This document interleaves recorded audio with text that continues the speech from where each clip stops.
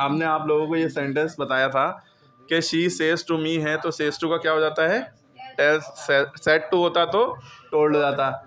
Says to me, उसने मुझसे कहा I will come to see you, अब हम उसके बारे में कहेंगे उसने मुझसे कहा कि, हमने कहा था कॉमा इन्वर्टेड कॉमा को हटा के दैट लग जाता है, और विल कम का भाई आई का शी हो जाएगा, क्योंकि उसने मुझसे कहा ना कि वो आएगी, तो शी हो गया था। विल का विल ही कम रहा था, विल कम का, क्योंकि चेंज इसलिए नहीं होता क्योंकि इधर क्या है, सेज टू।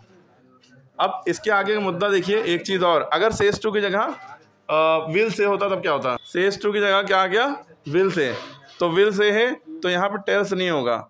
अच्छा खाली सेज होता तो टेल्स तब भी नहीं होता, सेज टू मिला के टेल होता है, ठीक है, सेज और टू दोनों को मिला के टेल होता है, टेल्स। अब ये विल से है तो विल से का विल से ही लिखेंगे, विल से, शी विल से। अब यहाँ पे मी नहीं होगा, शी विल से डायरेक्ट, ये सेंटेंस थोड़ा चेंज होगा, फिर she will say I will come to see you, अब ये होगा she will say that she will come to see मी।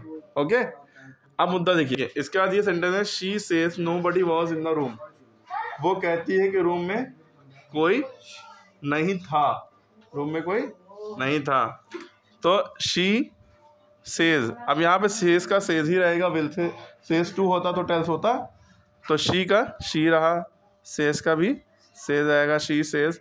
अब ये कॉमा इन्वर्टेड कॉमा दोनों हटने होते हैं, इसकी जगह पे क्या आता है, दैट। 90% केसेस में दैट आता है, कुछ % केसेस में इफ आता है, और कुछ % केसेस में कुछ नहीं आता है, और टू भी आता है, ठीक है, कुछ % केसेस में। She says that nobody was in the room. अच्छा वाज का किस में चेंज करते हैं, जल्दी बताइए, सुनिए इधर बेटा, देखिए तबस्सुम।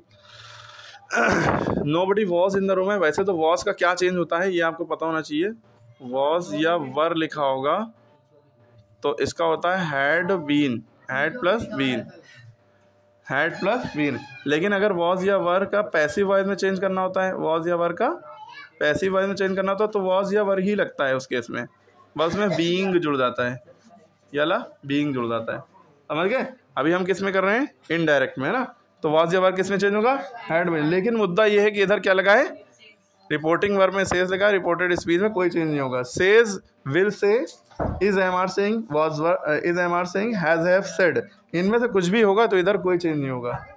और बुक में आपकी खाली सेज और will say, habitual action, fact और इस सब की बातें होती हैं, बाकी has have said, is am are saying नहीं लिखा होता, हालांकि वो भी होगा तो भी उधर चेंज, मतलब इधर वाली चीज़ प्रेजेंट में किसी भी टेंस में होगा तो उधर वाला चेंज नहीं होगा। सेज ये सिंपल प्रेजेंट टेंस है, विल से सिंपल फ्यूचर है, is am are saying present continuous tense है, हैज सेड या have said present perfect tense है, ठीक है। तो इधर कोई चेंज नहीं, जैसे ही इधर पास्ट हुआ सेड तो इधर सब चेंज होने लगे, रूल अप्लाई होने लगे, सारे रूल्स याद होने चाहिए इनडायरेक्ट में करने के, हमने वीडियो डाली है।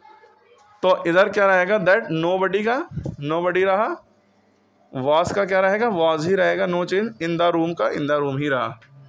समझ में आई बात। रूल्स आपको याद रखना है कि कोई भी प्रेजेंट फॉर्म होगी इसको पास्ट में कर देते हैं, इनडायरेक्ट में करते हैं तो